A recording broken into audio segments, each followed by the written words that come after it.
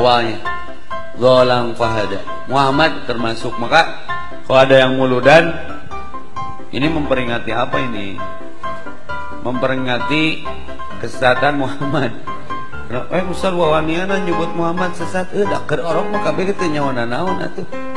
Yatimau fa'awa wajadaka dolang fahada. Arti wawajad. Di antara manusia, di antara binatang, siapa yang takut kepadaku maka dia ulama. Fatir 29 bukan? Kalau nggak 29, 28-nya, tapi insya Allah 29-nya. Berarti ulama menurut Allah adalah bisa ular, bisa ayam, bisa kambing, bisa manusia. Yang penting itu bukan maksudnya gini. Beliau itu ada kalanya mesti, Allah berfirman dalam Al-Quran bukan hanya mau'izah hasanah yang disampaikan. Ada yang berkata firman dalam Allah dalam Al-Quran apa? Wa qul lahum qawlan syadida. Ada. Katakan kepada mereka perkataan yang keras. Ada lagi wa qul lahum qawlan baligha. Katakan sampai menusuk hatinya. Ada. Jadi Quran itu jangan beriman dengan satu ayat, beriman dengan seluruh ayat. Nah, pengertian kita. A'udzubillahi samil alim minasyaitonir la'inir rajim. Bismillahirrahmanirrahim. Aqulu lakum ayyuhal ikhwah. Assalamualaikum warahmatullahi wabarakatuh. Berjumpa kembali kita pada acara Renungan Hikmah di channel hikmah.tv. Pada pertemuan kali ini kita masih membahas seputar sertifikasi penceramah. Tapi kali ini spesifik tentang sebuah cuitan Tengku Zulkarnain di akun Twitternya, bahwa dia mengatakan, menulis atau mencuit yang berisikan begini. Hadis Nabi _2, sampaikanlah daripadaku walau satu ayat. Di Indonesia katanya mau ditukar ayat hadis itu, sampaikanlah dari Nabi kalau sudah punya sertifikat dari Kemenak. Hehehe, bisa murtad deh, naudzubillah. Itu cuitan Tengku Zulkarnain. Memang dalam sepekan ini antara MUI dan Kementerian Agama bersitegang tentang sertifikasi penceramah. Dan MUI, sebagaimana sudah saya sampaikan pada konten yang telah lalu, sebagian dari MUI dan kelompok yang menolak itu memang orangnya itu-itu saja. Bahwa MUI, dari Wakil Ketua MUI, Sekjen MUI, Wasekjen MUI, menolak akan sertifikasi penceramah tersebut dengan berbagai alasan-alasan. Tetapi pada hari ini saya ingin sekali lagi untuk menanggapi tentang cuitan Tengku Zulkarnain ini. Jika penceramah-penceramah ini atau kita semua umat Islam ini menjadikan dasar hadis Nabi yang berbunyi balighu anni walau ayat, sampaikanlah dariku walaupun satu ayat. Jika dipahami secara serampangan, maka itu sangat berbahaya.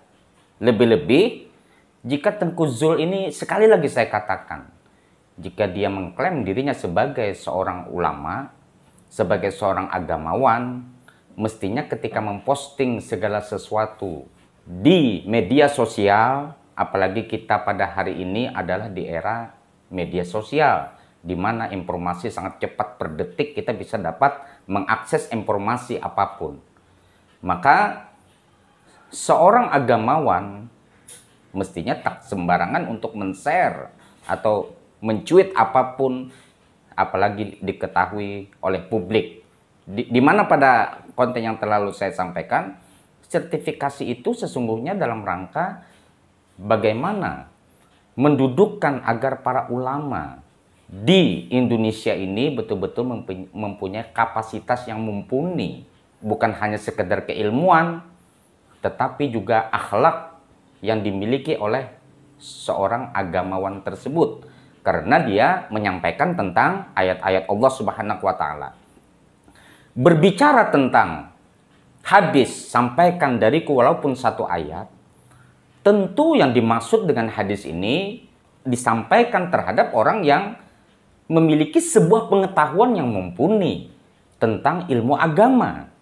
Kalau hadis ini dipahami secara serampangan, bagi setiap seorang muslim itu memiliki satu kewajiban untuk menyampaikan walaupun satu ayat dari Nabi, padahal dia tidak dibekali dengan satu pengetahuan, maka akan terjadi satu destruktif, satu kehancuran di dalam memahami dalil-dalil dalam Al-Quran, di mana dalil otoritatif yang ada dalam Islam itu dua, Al-Quran dan hadis Rasulullah SAW, sunnah Rasulullah SAW. Kedua, dalil otoritatif ini dipakai dalam rangka untuk memagari bahwa Allah Subhanahu wa Ta'ala memberikan sebuah rambu-rambu terhadap kita semua, bahwa untuk melakukan segala sesuatu itu harus merujuk terhadap dua hal ini. Salah satu contoh, jika hadis ini dipahami setiap orang boleh berbicara agama, maka saya ingin memberikan satu contoh begini. Ada sebuah ayat Al-Quranul Karim yang terdapat di dalam surah At-Taubah ayat 5. Saya bacakan, A'udzubillahi minasyaitonirrajim. Bismillahirrahmanirrahim.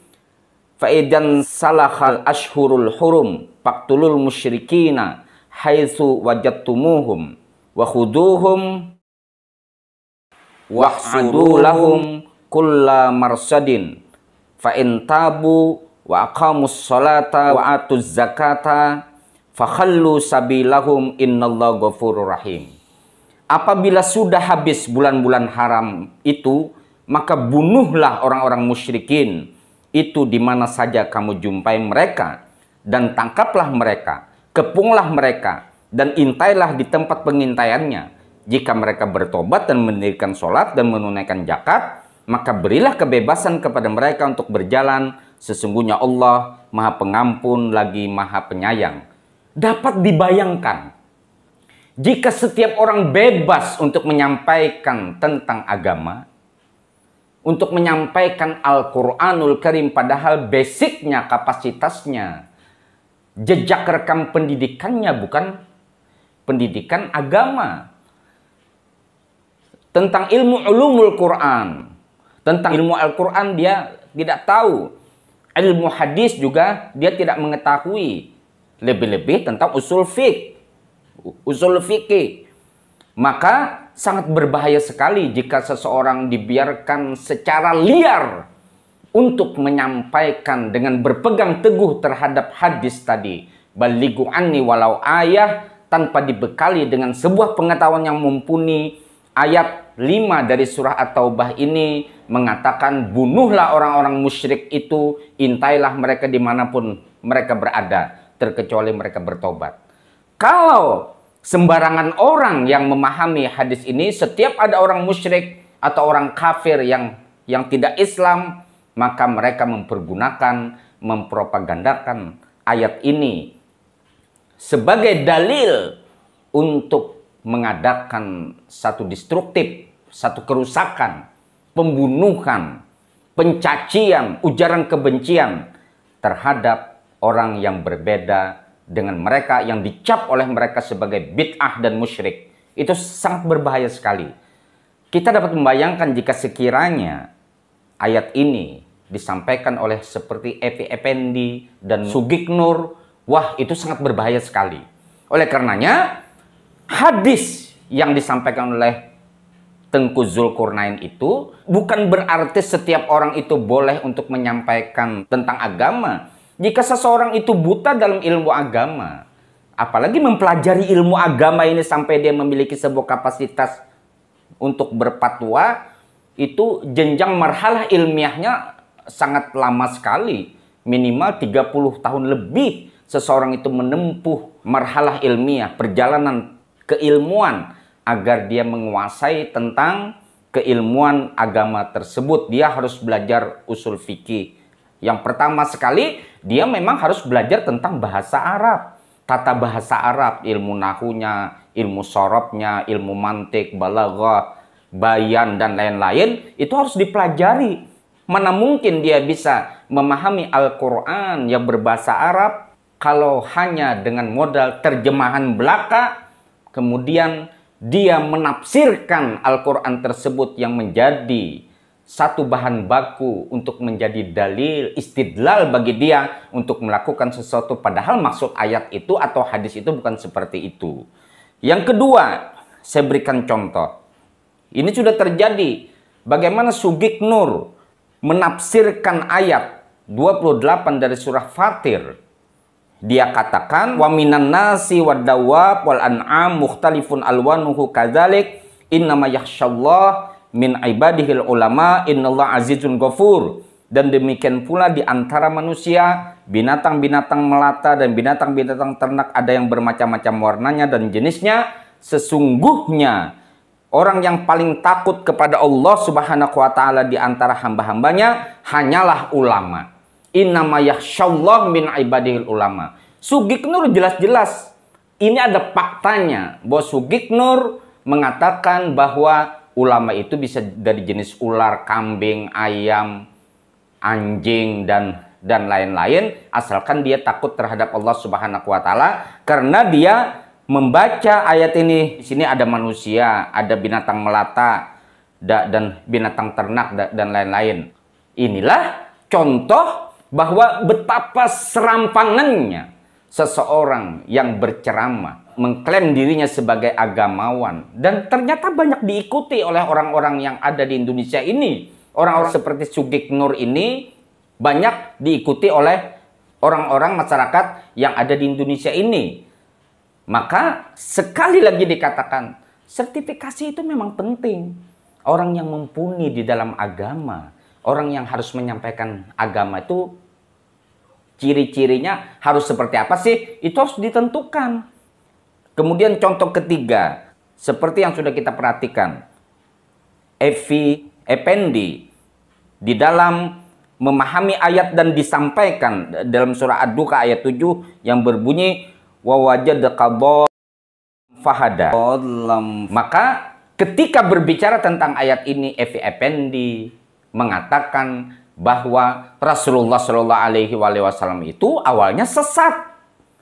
Nah, dan dia mengatakan memperingati Maulid Nabi, hari kelahiran Nabi itu sama dengan memperingati hari kesesatan Nabi, katanya. Nah, tentu kita sudah mengetahui bahwa Evi Effendi ini bukan agamawan, bukan orang yang mengerti tentang agama, bukan orang yang mengerti tentang Al-Quran, bukan orang yang mengerti tentang dalil hadis Rasul Shallallahu Alaihi Wasallam, dan membaca Al-Quran saja belepotan. Maka sekali lagi dikatakan, jika kebebasan berbicara agama di hadapan massa itu tidak dibendung dengan sebuah sertifikasi yang jelas, dia itu apakah dia betul-betul seorang yang menguasai ilmu agama atau tidak. Itulah maksud pentingnya sertifikasi tersebut. Di mana apa yang dikatakan Tengku Jul ini menurut saya itu tidak menunjukkan bahwa dia itu seorang agamawan. Setelah dia mengatakan, sampaikanlah dariku Nabi, maksudnya walaupun satu ayat. Di Indonesia mau ditukar katanya. Sampaikanlah dari Nabi kalau sudah punya sertifikat dari Kemenak. Hehehehe katanya kan. Bisa murtad deh, na'udzubillah. Cuitan seperti ini menandakan bahwa Tengku Zul Kurna ini lagi-lagi memprovokasi massa. Lagi-lagi mungkin saja, mudah-mudahan tidak benar, dia takut untuk disertifikasi. Karena banyak sekali cuitan-cuitan Tengku Zulkarnain ini yang menghembuskan ujaran-ujaran kebencian, yang menghembuskan sesuatu hal yang menurut saya sangat tidak pantas lah bagi seorang yang mengklaim dirinya sebagai seorang ulama. Ulama itu penyejuk umat. Oleh karenanya, mari sekali lagi harus dipahami untuk masyarakat umum, jika kita ingin berguru, jika kita ingin belajar Islam, belajarlah kepada orang-orang yang mumpuni keilmuannya. Banyak sekali ulama-ulama yang memiliki kredibilitas, kapasitas yang mumpuni di Indonesia ini. Seperti Ustadz Profesor Dr. Quraisy Shihab, itu ahli tafsir beliau. Ada Gusmus, ada Agil Sirot, Kiai Haji Agil Sirot. Banyak lagi ulama-ulama yang mumpuni, yang tidak sembarangan untuk menafsirkan Al-Quran. Dan yang jelas dakwah di dalam Islam itu harus dengan hikmah dan mau'idatil hasanah. Bagaimana kita merangkul bagaimana kita membangun satu persatuan di tengah-tengah umat Islam dan di dalam bingkai negara kesatuan Republik Indonesia agar tidak terjadi satu destruktif kehancuran gara-gara umbaran-umbaran kebencian yang oleh penceramah-penceramah tertentu yang menjadikan mimbar-mimbar suci majelis taklim, mimbar-mimbar suci masjid untuk memprovokasi massa. Sampai berjumpa pada renungan hikmah yang akan datang. Khudil hikmata walau fiyadil mujrimin. Ambillah hikmah walaupun di tangan orang-orang yang jahat. Al-afu minkum. Assalamualaikum warahmatullahi wabarakatuh.